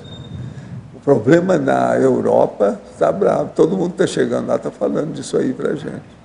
Professor Valdo. Vamos ver se eles saem dessa crise, né? Eles estão fazendo força. Professor, aqui no B, aqui em cima. Oi. Fugindo um pouquinho do assunto, eu queria saber, para ti, qual a importância da docência infecciológica e qual seria, mais ou menos, a idade mínima para começar esse processo? É a sua idade, você pode entrar. Pois é, até... É preciso. Tem que falar com a turma que você já está no ponto. Agora, o problema é ver se você tem gabarito, competência. Você tem que fazer as provas, tem que entrar lá. Eu acho que você já está atrasado, sabe, chefe? Já podia ter entrado. Você sabe, ele é ótimo em comunicação, fala assim, ó, fala pelos poros dele, sempre foi assim desde menor. Então está na hora. Você agora cresceu demais? Pois é, então... Você está com 1 metro e quanto de altura? 85. Então, o que você quer? Já virou homem, você é um machão. Vamos dar aula, companheiro. Vamos fazer força, vamos passar por aí. Já está na hora. Eu comecei agora, eu já fiz a entrevista, eu já vou marcar minha prova, então tá só certo. Que eu não tenho certeza se eu te dou os parabéns liberar. Por essa iniciativa. Você está no caminho certo. Se vão me liberar pela minha idade. E outra coisa, a hora que você for aprovado, vai fazer itinerância, docência itinerante. Ó, meu dedo no seu nariz. Eu conheci ele desde menino aí, então é bom, agora virou homem. Agora, ó, já que ele falou fora, eu vou falar uma coisa também fora para vocês, que vale a pena, do Chamfort. Século XVIII, olha só como é que eles analisavam o processo da obesidade. Impressionante essa opinião aqui, que ele era tudo a crítica da época dos reis. Isso foi antes da queda da Bastilha e da Revolução Francesa. Então ele fala assim, dizem do penúltimo bispo de Autun, monstruosamente gordo, que bispo fica parado, ele vai engordando. Tem um monte de bispo que às vezes é gordão mesmo, vira uma baleia, né? Ele fica obeso. Então, ele fala, dizem do penúltimo bispo de Autun, monstruosamente gordo, que ele fora criado e posto no mundo para mostrar até onde pode chegar a pele humana. Essa é terrível, gente. Isso aí não tem na nossa época. Quer dizer, o cara vai expandindo da tal maneira para mostrar até onde a pele dele aguenta. Isso é muito bem bolado. Século XVIII isso aqui, hein? Tem mais de 200 anos, hein? Esse negócio que aconteceu. O bispo viveu naquela ocasião. Esse bispo devia de ter na base de 160 quilos, 180 quilos, por aí. Ele devia grandão ter parado, né? Ao que consta, parece que era isso, ele era enorme, entende? Bispo da Igreja Católica. Que o cara só ficava mandando as coisas, não fazia nada, não fazia exercício, não fazia nada, vai expandindo. Outra coisa, comida boa do arcebispado, né? Aquilo, só come, só come. Então deu isso. Agora, não é terrível isso? Até onde pode chegar a pele humana? Vai expandindo para ver o que dá. Essa é terrível. Hein? O nome, esse aqui, é o Chamfort. São as máximas de pensamento e caracteres de anedota. É da Martins Fontes. O Chamfort é considerado o filósofo mais crítico que houve no século XVIII na França. Tem muita coisa terrível, porque ele combatia os reis, o reinado, a monarquia. Agora, só tem anedota desse aqui. Eu estou lendo aqui, é justamente os caracteres de anedota. Tem cada coisa aqui que eu vou te contar, mas é terrível. Agora, é inteligente a observação do homem para a época. Ele era uma cabeça. Isso a gente não pode tirar da frente. O problema é terrível. Para mostrar, por exemplo, como é que era sujeirada da monarquia, tem assim uma história igual a essa. Por exemplo, a Madame Fulano, mantendo um salão literário, que eles colocavam todos os literatos, dava comida para o povo, fazia aquele negócio. É o salão literário que chamava. Então dizia de Fulano, não faça um grande caso dele, Ele não frequenta a minha casa. Você está entendendo o nível que era? Como é que era? Entendeu? A soberba desse povo é terrível. Agora, tem coisa terrível. Aqui, quer ver uma? Essa aqui terrível. O abade de Fleury foi apaixonado pela marechala de Noailles, que o tratava com desprezo. Vocês vejam bem, o abade, porque os padres tinham tudo mulher, eles arranjavam mulher, tinha papa que arranjava mulher, esse negócio todo. Então vejam, vamos entender. O abade de Fleury foi apaixonado pela marechala de Noailles, que o tratava com desprezo. Quer dizer, ele era apaixonado pela mulher e ela não ligava para ele. Quando ele se tornou primeiro-ministro, quer dizer, o abade, ela precisou dele. E ele a lembrou de sua rejeição. Então falou, monsieur, ela, monsieur, disse-lhe candidamente a marechala, quem poderia adivinhar? Não é terrível isso? Pensa bem. Ela expôs a situação toda dela, só interesse, tudo na base de interesse. E era assim, era o processo do reinado na França. Foi por isso que houve a Revolução Francesa. Isso aqui mostra como é que estava a situação precária do processo da monarquia na França. É aquilo que eu estava falando aí antes, ó, tem esse outro aqui. Dizia o senhor fulano, o homem é um animal tolo, se o julgar por mim. Agora é cheio disso, o processo todo dele aqui, ele fala nessas coisas.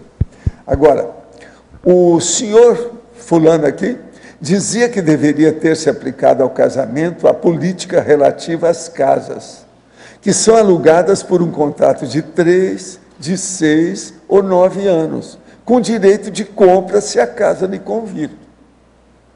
Veja bem, isso é o que o meu avô fazia. Você veja bem, na década de 30, 40, o meu avô fazia os contratos de casamento, que era isso aqui. Entende? Então, a pessoa fazia, eu sei porque eu redigi os casamentos para o povo assinar com testemunha, tudo aquilo em folha de papel ao máximo. Como eu tinha letra boa, eu fazia isso para o meu avô. Ele fez mais de 80 contratos de casamento. Então, o contrato era o seguinte, fulano e fulano aqui estão aqui e assinam, etc., tal, embaixo, abaixo assinado, estabelecendo um contrato de casamento durante 5 anos, com direito à renovação depois, dependendo da opinião de cada um. Agora, aquilo tinha direitinho, o povo tudo assinava, tinha testemunha, que é justamente isso que eles aqui estavam querendo fazer do século XVIII a respeito das casas. É a mesma coisa, meu avô fazia isso. Agora, não é fácil a situação do século XVIII. Vale a pena, se vocês querem ler a história da monarquia, o processo da época da Revolução Francesa, do feudalismo, esse livro do Chamfort, vale a pena. Esse livro, eu acho que ainda tem exemplares aí na epígrafe. Agora, vocês se preparam, porque aqui tem de tudo em matéria de malícia, de sujeira, mostra a realidade toda, não sobra nada. É terrível. Por exemplo, é daqui que sai isso que os outros todos falam e atribuem a outras pessoas, mas foi do Chamfort que tem isso. Diziam de um homem totalmente desgraçado, que a situação dele era precária. Ele cai de costas e quebra o nariz. Essa história, muitos usaram isso depois, mas foi aqui da época do século XVIII que apareceu esse pensamento. Isso é daqui. Tem muita coisa do Chamfort que outra pessoa assinou embaixo. Entendeu como é que é depois disso? São 2 séculos que já passaram. De modo que não é fácil. Agora, lembre-se da pele que estica, tá? Segui o verbete aqui. O senhor quer que lê alguma coisa? Lê aí para ela. Tá. Ela, só para dizer que fala consegue... primeiro o título aí do verbete. Auto-orta-absolutismologia. Então, a definologia.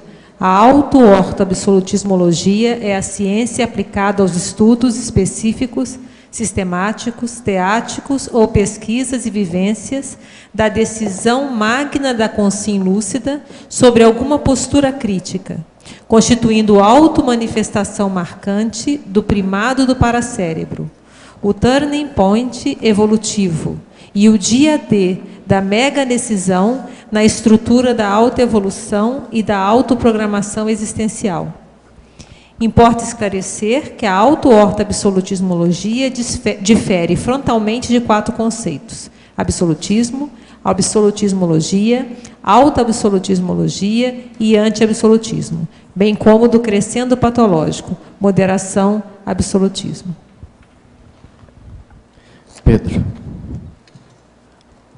Pedro, aqui no D. Você poderia, no item 1, autoconsciência terapia, na argumentologia, 4ª página do verbete, você poderia aprofundar ou dar algum exemplo? Criação ou leitura da arte sequencial é possível desencadear, pela escolha da temática, da técnica e da metodologia, processos autoterapêuticos lúcidos. Então, um exemplo que eu vejo assim no dia a dia de trabalho é pessoas que buscam desenvolver a percepção de alguns aspectos da arte sequencial que elas não tinham. Por exemplo, profundidade. Pessoas que são muito rígidas geralmente não conseguem fazer desenhos de perspectiva. Elas fazem bidimensionais. Profundidade, fazer a perspectiva num desenho, está muito ligado à pessoa enxergar sobre outro ponto de vista. Porque o que é a perspectiva? Gente, ver isso é perfeito. de outro Olha bem ponto o de que vista. está falando. Então, as pessoas muito rígidas, elas vão desenhar. Tem muitas pessoas que têm uma titulação até acadêmica grande, que fazem cursos comigo, né? Então, essas pessoas vão lá para desenhar, para aprender a desenhar, e fazem tudo bidimensional, como se fosse aquele desenho egípcio. Então, quando a pessoa diz, não, eu quero enfrentar isso, ela tem que mexer numa série de comportamentos que estão ligados a isso. Um deles é ela conseguir ter flexibilidade na questão do argumento. E não teve um caso de uma pessoa que começou a trabalhar isso, que ela não conseguia mudar de ideia. Ela sempre era dona da verdade. O desenho não evoluía. Porque está muito ligado à maneira de pensar aquilo que ela desenha. Então, quando ela começa a se desenvolver, ela está fazendo uma autoterapia. Ela está fazendo um trabalho, né? No contexto da conscienciologia, uma autoconsciencioterapia, né? Outra coisa é luz e sombra. As pessoas têm dificuldade em fazer luz e sombra, e isso tem uma relação, tudo indica, com o maniqueísmo, né? Porque a luz e sombra é o quê? Os tons de cinza. As pessoas que vê branco ou preto têm dificuldade de enxergar isso na fotografia, na pintura. Ela enxerga branco ou preto. Isso é bom ou ruim? Isso é certo ou errado? Então, quando ela começa a desenvolver as nuances do sombreamento, ela está trabalhando isso na cognição dela. Então, isso que seria aspectos, né, de autoconsciencioterapia. Deixa eu aproveitar e te fazer uma outra pergunta. Os cursos de arquitetura, está uma tendência dos alunos perderem o interesse de desenhar à mão livre e trabalhar mais com software, com computador para fazer o projeto. Como é que você vê isso? A tendência da pessoa se ligar só na questão da informática para desenvolver o projeto? É a perda da criatividade. Está extremamente relacionado com isso que o professor Valdo falou, né? Porque a pessoa pega algo que já está feito, né? Então, a gente tem os softwares que você pega várias coisas prontas e monta. Aqui, a pessoa, quando desenha, ela cria. A primeira perda de criatividade que as máquinas trouxeram foi a máquina de calcular, que o povo deixou de fazer cálculo, porque qualquer coisa liga para a máquina. Então, eles não sabem mexer com aritmética. Eu não estou falando matemática, não. É aritmética. Então, não faz mais as contas, porque a maquininha faz para eles. Então, a pessoa perde o know-how. Às vezes tem gente até que estudou e perdeu aquilo tudo, a coisa sumiu. Sim. Agora, isso eu acho importantíssimo, tudo aí. Você deve fazer mais verbete para nós, seriamente, para explicar isso aí, que é muita gente que não tem essa visão. Agora, é muito importante. Outra coisa, tem uma expressão em português que explica bem esse tipo, chama platitude. Platitude. Examina isso depois, vocês verem o que é. É aquela pessoa que ela fica hebetada. Hebetada é com H. Quer dizer, ela fica só vendo as coisas do mundo daquele jeito, mas ela não raciocina para ampliar aquilo. Ela sair daquilo, que é o que você estava falando. Isso é o processo da platitude. Outra coisa, é aquela pessoa que vê tudo de uma maneira apenas linear. Ela não tem volume, ela não tem espessura. Tem muita gente que só pensa linearmente. Então, isso aí é ruim. Para ver, por exemplo, as dimensões. A arte sequencial, a história em quadrinhos, o desenho, o croquis, a planta baixa de situação, ajuda a pessoa a fazer a abordagem das outras dimensões. Então, isso também é muito importante a gente falar na arte sequencial. Você sabe que eu estudei muitos quadrinhos depois, porque as próprias consciências falaram para mim, os aparadores. Vai estudar criatividade. Tudo começa com um croquis. E eles têm razão. Tudo na vida começa com um croquis. Eu sempre expliquei isso. Por exemplo, ó, isso aqui foi feito primeiro um desenho. Isso aqui foi feito um desenho. Isso aqui foi feito um desenho. Por sinal, esse aqui, ó, esse desenho aqui, foi até eu que fiz e dei para o cara assim, ó, na hora. Faz isso. Entende? Então, é o croquis, é a planta baixa de situação. É aquele desenho básico. É o pretinho básico. É isso. Professor Valdo, o principal recado que eu acho que foi o Australino, né, que trouxe a prova da imagística, né, foi para que nós tenhamos criatividade ou foi... Para mim, foi para ajudar as pessoas, igual o Pedro Marcelino e a turma toda que está trabalhando com desenho aqui. O nosso amigo lá, aquele de São Paulo, o Flávio, essa turma toda. Para ver se vocês melhoram o processo da abordagem.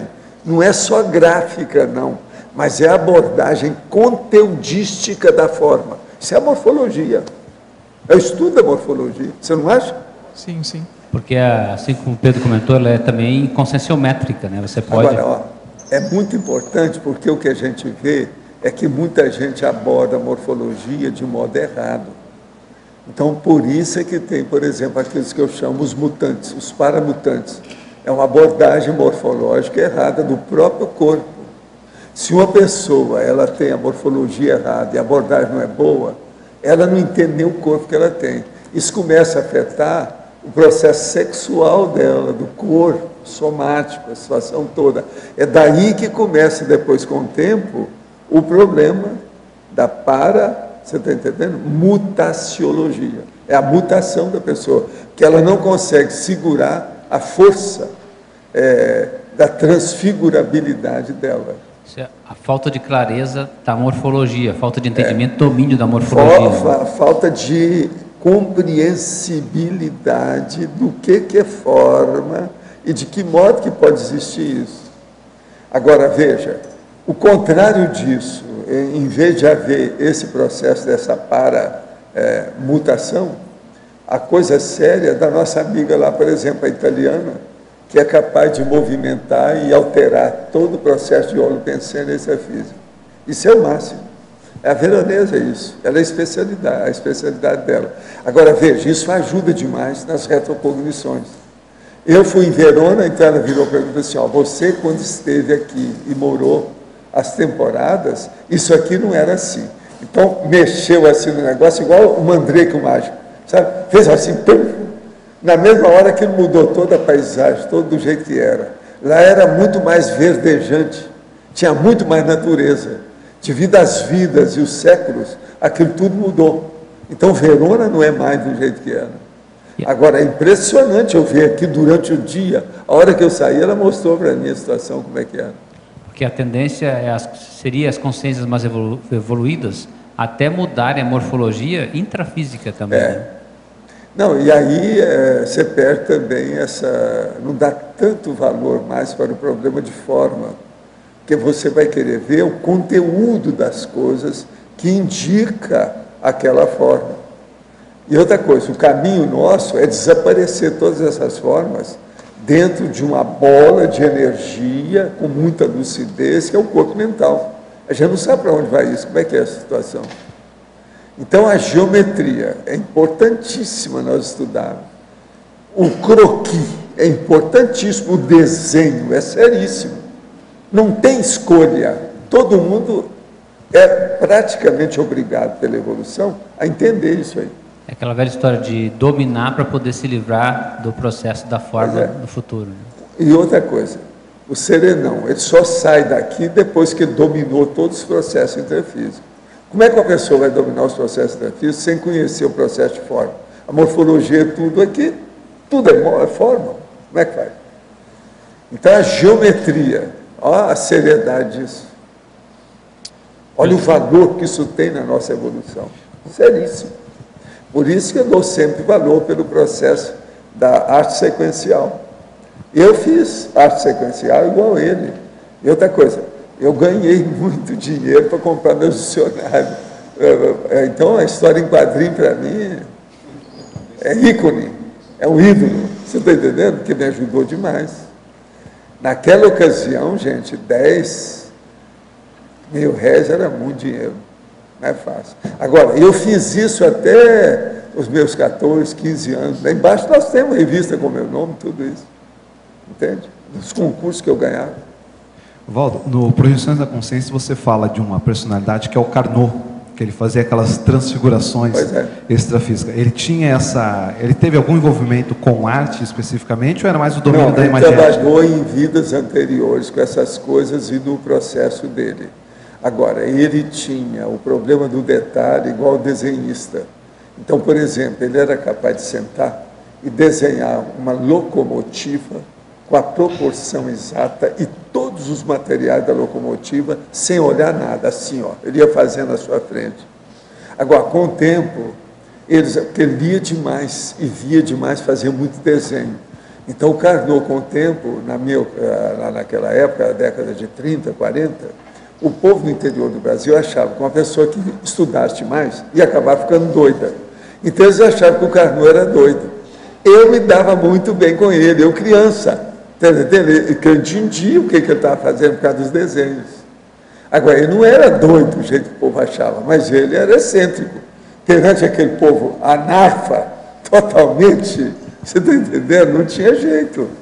O homem era uma fera. Agora, precisa de ver o desenho dele, como é que era bom. Teve notícia deles, assim, o que ele está fazendo? Está fazendo curso de Não, ele extrafisicamente estava muito bem. O que eu fiquei sabendo é que ele estava muito bem encaminhado. Ele era consciência viva, porque esse povo que mexe extrafisicamente com essa condição é fora de série. O outro que eu vi que era assim foi o filho do André Luiz, que é o sobrinho do Chico Xavier, que a gente foi ver que ele começou a desenhar avião, então nós fomos localizar que tipo de avião que era aquele da Segunda Guerra Mundial. E vimos que era avião da RAF, a Royal Air Force. Sabe como é? Que era da Inglaterra. O avião era o painel, sabe? O painel que ele desenhou era o painel do avião da RAF. Agora, o menininho, pequenininho, como é que ele podia fazer uma coisa daquela? O pai, a mãe, nunca viram falar nisso, nem sabiam o que era RAF. A hora que nós fomos deslindar o processo e localizar, falaram assim, esse menino foi aviador da RAF, está na cara. Agora ele levantou com aquilo, ele deve ter morrido no desastre do avião, olhando o painel do avião, aquilo ficou na frente dele, não saiu mais. Ele veio e começou a desenhar pequenininho. Não é impressionante? Isso logo depois da Segunda Guerra. Isso aí, a guerra acabou em 45. Agora, isso aí aconteceu em 50 e poucos. Ficou pouco tempo na intermissão, então. É pouco tempo, foi logo depois. Agora, ele era sobrinho do Chico Xavier, filho do André Luiz, que é o irmão do Chico, sabe? Eu lembro quando ele nasceu, que negócio todo a gente viu. Isso foi mais ou menos 56, 57, por aí. Logo aí, mais ou menos nesse período. Mais ou menos aí uns... Pedro. Menos de 15 anos do fim da guerra. Pedro, gostaria de que você detalhasse mais aí sobre a transcendência no Maia na comunicação gráfica, aqui em Parafatologia, na página 13. E também falasse um pouco sobre os games como arte sequencial evolutiva agora. Então, a transcendência do Maia está ligada a essa visão quando a pessoa tem mais lucidez, né? Então, a pessoa que tem mais lucidez, ela olha para as coisas e ela consegue tentar ir para o conteúdo, né? Então, ela tem um fenômeno, ela não fica presa à aparência do fenômeno. Ela vai tentar entender o que significa, o que está por trás. Maya é um termo indiano, né? Hindu, sânscrito, que diz que tudo é ilusão. Então a pessoa começa a olhar as coisas como signo. Então, para um serenão, por exemplo, isso aqui tudo é palco, isso tudo é signo. Ele vai pensar no conteúdo, no grupo, nas coisas que estão por trás, os conceitos, no conteúdo, né? Então a transcendência do Maya é a pessoa olhar para a comunicação e enxergar a entrelinha, enxergar o que está por trás e não ficar na forma. É transcender a forma. E dos games, o games é uma narrativa interativa, né? Então, os games hoje são usados para questões não evolutivas, mas a comunicação, a linguagem existe ali. Então, a pessoa que quiser aproveitar isso para criar narrativas interativas, já existe a linguagem, só falta alguém aplicar nesse conceito do paradigma consciencial, né? Então, tem o potencial, né? Eu queria só, Pedro, queria só citar, lembrar a sua citaciologia, que é um autor que completou 100 anos, né? Eu também achei bem interessante isso, né? Será que contribuiu com ele esse tipo de habilidade? Oi? Não entendi. Será que esse tipo de habilidade contribuiu para os 100 anos? Então, ele é um autor bem conhecido porque ele procurava sucesso, né? Então, eu lembro que, eu não sei dizer direitinho onde é que ele morreu, mas ele morreu numa ilha, né? E ele era uma pessoa que fazia por gosto mesmo, e ele fazia como uma maneira de expressar ideias que ele achava interessantes para as outras pessoas. Por isso até o desenho de ajudar o próximo, né? E eu acho que pode ter relação, né, com a ideia dele, com o tempo, né? Com o modus vivendi, né? Com o modus vivendi, que chegou a 100 anos, né? Que não é uma coisa fácil, né? Obrigada. Então, Pedro, nós esperamos mais uns 100 verbetes seu, tá certo? Pode ir em frente, você é muito bem-vindo. Vem dar uma geral aqui na turma, tá bom? Obrigado, professor. Os nossos comerciais, por favor. Obrigada. As pontuações da tertúlia de hoje foram 110 assinaturas no livro de presença, 31 perguntas presenciais e 13 perguntas respondidas online. Hoje temos 5 recados. Patrícia, Nilce, CP2, Foz, Eduardo, Higiene Consciencial, Lais, CP3, Caio, Autogestão, Apex, Adriana Tares para a Jurídica. E antes, Fernando vai falar sobre os amigos da enciclopédia. Boa tarde a todos. Confirmando que amanhã nós vamos anunciar o resultado do sorteio mensal do programa Amigos, vamos sortear cursos e livros. E queria dar um recado hoje, me dirigir ao pessoal residente em Foz do Iguaçu, o pessoal aqui da Cognópolis, que frequentam normalmente aqui a Cognópolis. Muitos ainda não são amigos da enciclopédia, não aderiram ao programa Amigo da Enciclopédia ou deixaram de ser amigos. Como vocês sabem, nossas despesas para a manutenção e toda a produção da Enciclopédia da Conscienciologia, transmissão das tertúlias, manter o tertuliário, manter o Holocicloteca, ela é crescente, é muito alta. Nós temos que fazer investimentos em informática, em rede, em transmissão. Então, é muito alta. E nós temos hoje 460 amigos. Nós precisamos ter 600 amigos para poder pagar essa conta mensal. Então, eu queria me dirigir a vocês que fizessem uma reflexão, aquele que tem condição financeira e que tem intenção e pode aderir ao programa Enciclopédia, que eu faço para ajudar, então, nesta manutenção do programa Amigos e da sustentação financeira para a Enciclopédia da Conscienciologia e toda essa infraestrutura que nós temos aqui para manter toda a atividade aqui no CAEC. Então, é muito fácil, só ir na recepção do CAEC e rapidamente você faz a sua adesão, ou me procurar também pessoalmente, a gente orienta como é que funciona o programa. Muito obrigado. Boa tarde. Queremos convidar todos vocês, tertulianos, paratertulianos, para participar do ECP2, que vai acontecer em Foz do Iguaçu de 21 a 23 de setembro. Lembrando que o ECP2 é um curso para facilitar o autodesassédio, a caminhada para a despeticidade, visa concretizar, intensificar as renovações pessoais e concretizar as metas propostas no ECP1. Estamos aguardando as inscrições de todos vocês, a manifestação. Quem tiver alguma dúvida pode entrar em contato pelo telefone 45 2102 1448 ou pelo e-mail ecp2@iipc.org. Estamos à disposição para esclarecer as dúvidas e gostaríamos de contar com a presença de vocês. Obrigada. Lembramos também que o ECP2, participar do ECP2, é uma oportunidade ímpar que nós vamos ter aqui em Foz para aumentar o rapport com a equipe extrafísica que tem estado tão presente ultimamente aqui e nos tem trazido tanto aporte. Então, é uma maneira de nós mostrarmos gratificação a essa equipe e disponibilizar mais as nossas energias para a reurbanização extrafísica. Pensem com carinho nisso e esperamos vocês do dia 21 a 23 de setembro, lá no Hotel Rafaim, junto com o professor Moacir, epicentrando o curso. Obrigado pela atenção de todos. Pessoal, boa tarde a todos. nós gostaríamos de convidá-los para o curso Higiene Consciencial, que vai ocorrer dos dias 5 a 7 de outubro. Alguns temas que nós vamos abordar nesse curso. Você conhece o seu padrão homeostático de referência? Como está o seu nível de conflito íntimo? Você já diagnosticou as suas distorções cognitivas, as responsáveis pela maioria das formas de autoassédio? Então, esse curso ele surge como uma proposta para ajudar o aluno a descobrir as causas dos processos de autoassédio da pessoa, do próprio aluno. Nós vamos ter um campo, que é um campo homeostático de asepsia intraconsciencial, para ajudar o aluno a perceber esse padrão homeostático. E com isso, ele ampliar o seu nível de lucidez para melhorar a própria autoabordagem no estudo dos seus trafares, dos seus trafores e dos seus trafais. Nós vamos ter dinâmicas também no sábado à tarde, que são a dinâmica da infância e a dinâmica do cartão, que é uma proposta nova que nós estamos trazendo para esse curso. E lembrando que ele será de 3 dias, sexta, sábado e domingo.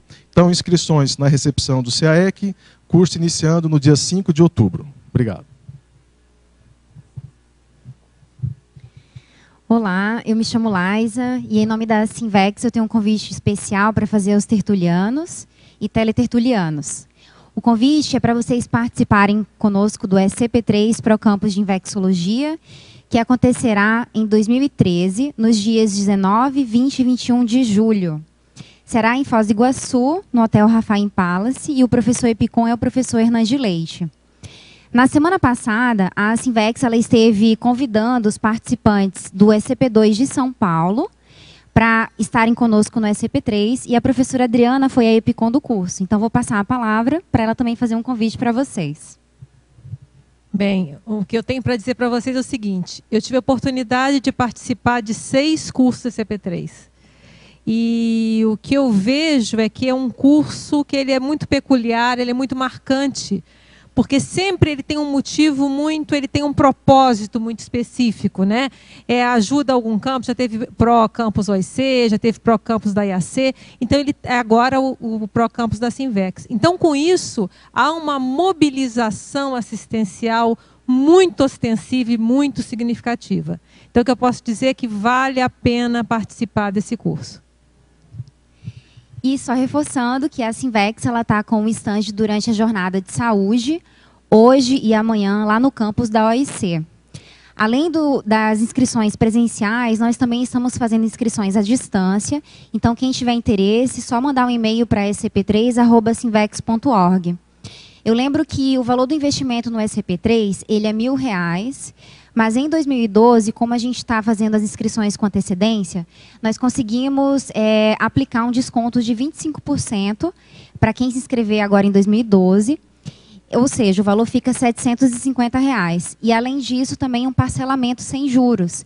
Então, quem se inscrever até 30 de setembro pode parcelar o valor em 10 vezes de R$75. Então, fica bom para quem se inscrever antecipadamente e também apoiando o projeto desde já. Então, fica aí o convite. Obrigada. Olá, pessoal.